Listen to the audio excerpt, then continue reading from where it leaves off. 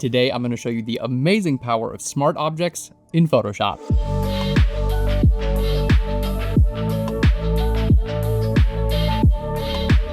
Hello and welcome to Phlearn. My name is Aaron Nace, and today we're talking all about smart objects. Now, a smart object is really powerful in Photoshop. It allows you to resize your image without losing any quality. Not only that, but you can actually change the content of a smart object at any time and update it automatically in a composite. They're fantastic for mockups and graphics, and anytime you have to work with an original asset and make changes to it and then automatically update that into a composite photo.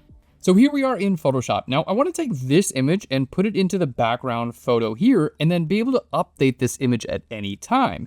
So what we're going to do, I'm going to grab our move tool. Let's go ahead and click and drag from one image to another. I'm going to click on F for full screen and zoom in. Now let's go ahead and talk about the first real big benefit of a smart object, which is that you can resize your image as many times as you want without losing any quality. So let's go ahead and show you what it looks like without a smart object first.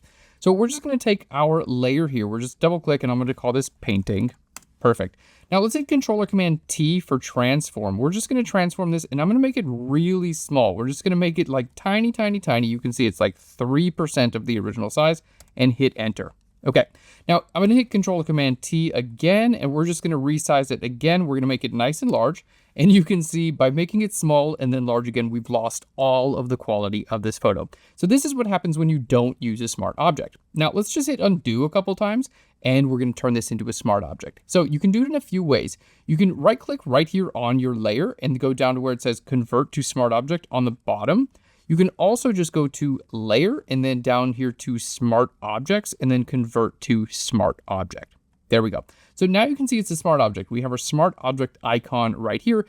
Let's check this out. If I hit Control or Command T for transform, and we're going to go ahead and just click here and drag on the width or the height to make it really, really small. Boom. You can see it's 2% of the original size and hit enter. So it's tiny.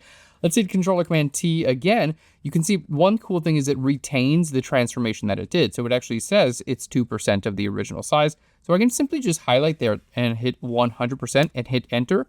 There we go. And you can see we have 100% of our original quality left in this photograph. So by transforming it, by scaling it very small and making it large again, we're not losing any quality. Now, the other great thing about smart objects is that you can change the contents of that smart object at any time. Let's go ahead and check this out by making this composite. So I want to make this actually look like it's in the frame. So first thing we're going to do, let's go ahead and just take our opacity and bring that down a little bit lower so I can see what I'm doing. We're going to hit Control or Command T for transform, and then let's go ahead and scale this down, but just by clicking and dragging the width or the height there. Perfect. We're going to continue to scale this down to get it about in the right size. And then I'm going to hold Control or Command and click and drag here. You can see I'm able to like kind of mimic the proportion and the transformation and the perspective of this original image. There we go. Cool. So it's going to just look a lot more realistic and kind of be perfect. Okay, that's looking pretty good. Now let's go ahead and take our opacity back up to 100. Now the next step we're going to do here is, like you can see, it doesn't really exactly look real in this image because it's not interacting with the light that's going on in the photo. It's not interacting with the shadow, and it's just too bright in general, right? So what we're going to do, there's a real cool trick about this. Okay, first thing we're going to do, let's go ahead and make this invisible. We're going to click on this background image, and then I'm just going to go to my magic wand tool. You're going to see magic wand tool right over here. We'll bring our tolerance to about 60, and I'm going to click and just hold shift a couple times to just really make sure we select this background area. So I'm just basically selecting what's inside of this picture frame. Okay, so by making that a selection, there we go. Now what we're going to do is go ahead and click on our painting layer, and I'm going to click here on my layer mask icon. Boom. And it's going to make sure that the painting is just inside there. So we made a selection of the actual interior of the painting frame, and then we loaded that into a layer mask, which is just going to define where this is going to be visible. Okay, now that's the first step. The second step is I need to take the shadows and the light and everything like that and actually put it over top of this painting. So check this out. What we're going to do is make the same selection that we did, like of the interior of this painting, right? I just want this same exact selection again. But the cool thing is because I already made that selection and it's here in the layer mask, all I have to do is hold Control or Command and click on that layer mask that I've already created. And look at this, we have our selection back active. Okay, now I'm gonna go back to my background layer here. Okay, we're gonna hit Control or Command J. So Control or Command J, what that does is it duplicates whatever was in the selection that we made. It duplicates from the background to a new layer. And you can see if I just move this around, this is what we have on a new layer. Okay, now I'm gonna go ahead and put that above the painting. Okay, you can see it's above the painting. And I'm gonna set the layer blend mode from normal to multiply, which is gonna basically make the shadows visible and the highlights invisible. So I'm basically like copying, and you can see it here, like look at that. That's the original shadow detail from the original photograph. I'm copying the shadow detail from the background over top of the painting, okay?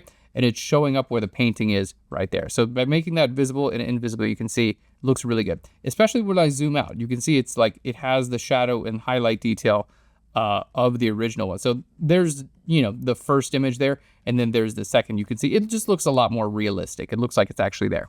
Okay, so now if you remember, we made this painting a smart object and we transformed it and we put a layer mask on it, and then I put this shadow right above it. We did all that stuff. But now what happens if I want to change the contents of this smart object? I don't want to have to redo all of that work. And that's one of the huge benefits of smart objects, is that you don't have to redo all that work. So here's what we're going to do. Let's go ahead and we're going to get out a full screen here. So I'm just going to go ahead and zoom out there. Okay, so here's the composite that we did. Okay, here's our smart object. Now let's go ahead and just double click on the smart object, and you can see it opens up. This is the smart object, okay? So when I double click from this layer, okay, it literally creates a Photoshop file. You can see PSB there, that stands for Photoshop Big. It's a big file. But it basically creates a smart, like when you make a smart object, it basically creates a Photoshop file that's inside of another Photoshop file. I know it's a little bit confusing, but that's kind of what's going on. Now, the cool thing is I can completely replace this. So let's go to, I'm just gonna go to my Finder window, and I'm gonna click and drag like another painting in there and hit enter. So you can see on, you know, on this PSB, this Photoshop document, this is the smart object, I can now add layers. And look at this, when I save this, I'll hit Control or Command S to save, it automatically updates right here in my original image, okay? Let's go ahead and grab another one. I'm just gonna go to Finder, and by the way, you can download all these sample images so you can follow along and try this on your own.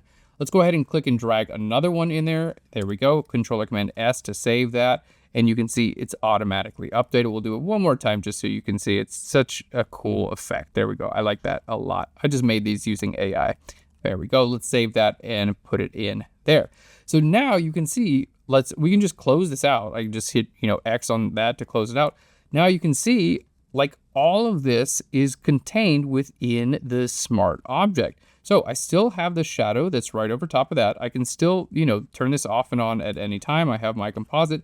And again, if I want to get back and change that image, it's extremely easy to do. Just double click right here. I'm back inside of the smart object, and then boom, I can just change it out, save it, and we are good to go. And you can see, there we go, in our final document. So a smart object is basically a Photoshop document within a Photoshop document that you can change and update in as much as you want. I can add text to it. Like, look, I could just, you know, go in here and double click on there and put some text, like T for the type tool. I can just say like flowers. I know, incredibly creative right here. Flowers, let's go ahead and just make this, I'm gonna double click here on the type. We'll make this, you know, let's just grab the color from there. There we go, flowers, and then I'll put it up there. Great. You can see flowers, and I just saved that, and now it says flowers right here. And you can see because I transformed this document, it's actually following the transformation of this image as well, right? So here I still have like a two-dimensional, you know, like horizontal, vertically perfect, untransformed image, but here it's actually going to be transformed to fit into the composite, and I can add this stuff in, and then, you know, that doesn't even say flowers. Some of you are some of you caught that before I did. I hope that says flowers now. Flowers? It's one of those. Now I can't even figure out what flowers mean anymore. But there we go. You can see I can change this here in this document, and it automatically updates right there. I'll just say, you know, we'll say like love. There we go. I'm having a lot of trouble spelling today, aren't I? There we go. Let's change this to like a difference, you know, a difference, or there we go, an exclusion. There we go. Look at that cool blend mode exclusion. You don't get to use that much. Let's go ahead and center that. There we go. And say, there we go. Save that. And there you have love in there. Okay, so you can see you can do whatever you want with the smart object. I'm going to go ahead and get that out of there, but it'll all update in this document in real time, and all of your transformations and your composite stays intact.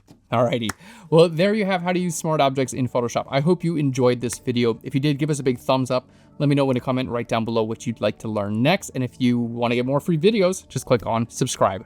Thanks again, and I'll Phlearn you later. Bye, everyone.